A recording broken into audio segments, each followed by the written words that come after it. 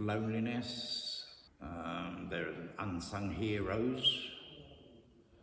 They commit in a relationship or whatever type of relationship it is. They don't do it because they want to do it.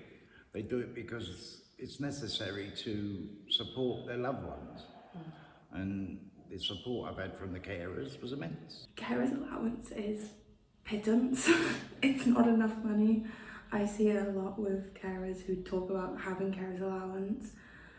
It's not enough. It's not even what people get on universal credit.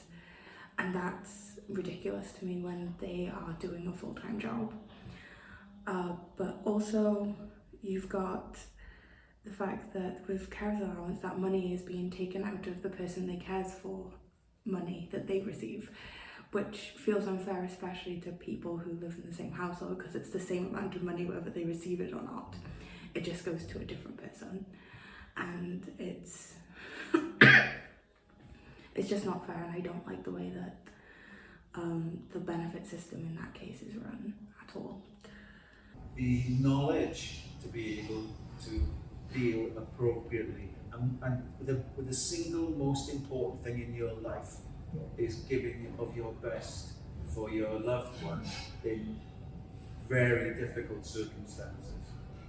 That's the most important thing.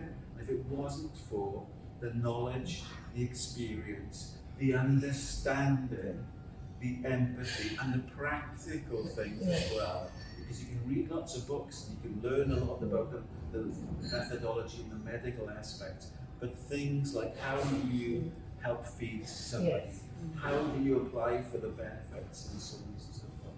So for me personally, it's been enormously helpful to me, my family, and most importantly to my mother, who's the person I'm caring for, but also I've been able to recommend to other people that I've known, not dealing with dementia, but with other challenges who have come along.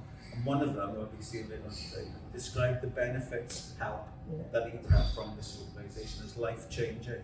Swansea Carers have been amazing, and more people need help out there who suffer with dementia, and I know some people are reluctant to get help, but the best move we've ever made is getting in contact with yourselves and helping us through the process.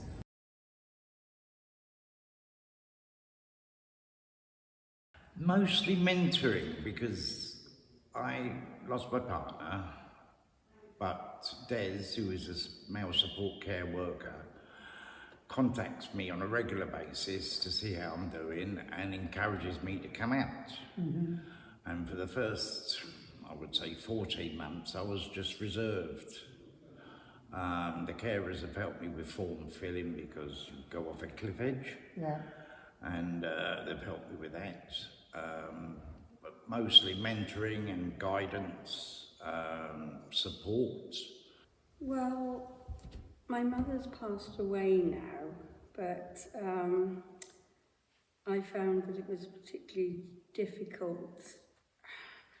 I couldn't think of anywhere else that would actually help and provide the kind of support that Swansea Carers does. It's isolation is one of the big things, and being able to share your experiences with other people in a relaxed setting, but also the opportunities that they give you to do other things outside your caring role. So that's what sort of things have you done with Swansea Carers Centre? So many different things. It's been amazing actually. I've been on a trip to Hay-on-Wye and Tenby, the summer trips. Last week I had a wonderful opportunity to go to the Millennium Centre in Cardiff and see Michael Sheen. Right. He was playing an Iron Bevan on stage, and that was fantastic. You know, it's not something that I would have considered sort of using my limited funds for, you know, so that was lovely. And I've been on workshops, pottery workshop, that was wonderful, and flower making workshop. I've also been on a course, an excellent course for explaining all about dementia, and that was a 6-week course. I am a former carer, so I receive support through the Young Adult Carers Project currently. I will be aging out of that soon. I also can receive support through Carers Connect and those projects, which is really good as they offer respite, days out, training, stuff like that. I'm also a volunteer now, which gives me an added extra layer of training provided and everything else, which is fantastic, as well as being able to give back to the charity. But yeah, I've received financial support. I have received a bed, which was very lovely. I have received an air fryer recently. That's my newest love of my kitchen. But there's financial support with basic necessities. I have received support with getting my autism diagnosis, which was fantastic. And I have also received support with respite and getting out, and as well as receiving support when my mother passed away, which was incredible and absolutely needed at that time. I would not have been able to deal with that by myself.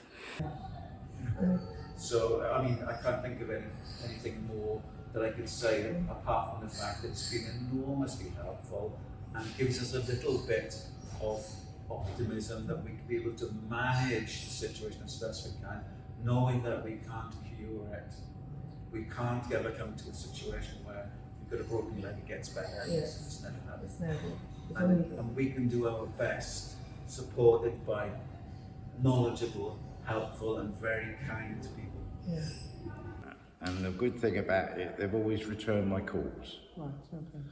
You know, it may be a day or two later, maybe a week later, but they've always got back to me for every problem I've had that I've encountered, because I encountered major problems when my partner passed away. It was so sudden, but she'd been ill for a long time.